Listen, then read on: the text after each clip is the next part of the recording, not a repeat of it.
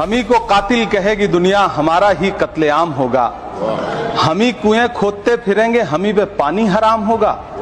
सभापति महोदय, सन 1947 में दिल्ली की जामा मस्जिद की तारीखी सीढ़ियों पर खड़े होकर के भारत रत्न मौलाना अबुल कलाम आजाद साहब ने कहा था कि मुसलमानों कहां जा रहे हो, यह है तुम्हारा मुल्क, यहां तुम्हारे आबाओ अजदाद की कब्रें हैं।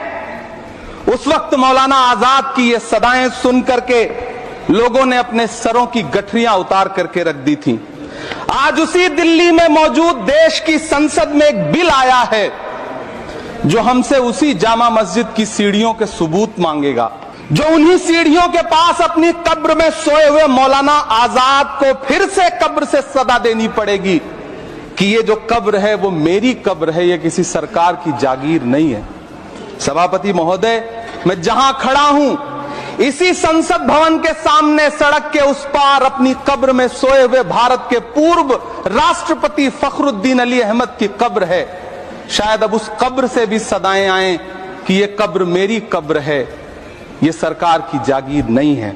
मैं सरकार से कहना चाहता हूं, हमसे हमारी इबादत गाहें तो मत छीनिए ना, हमारे घरों पे बुलडोजर तो मत चलाइए ना, हमारी कब्रों में तो हमें सुकून से सोने दीजिए ना।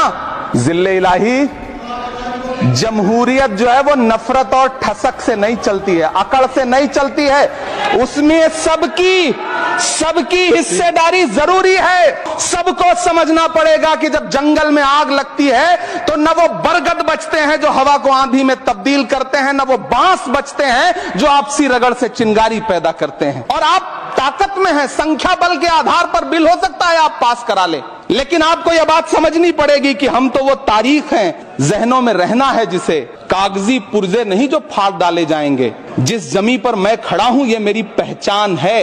आप आंधी हैं तो क्या मुझको उड़ा ले जाएंगे?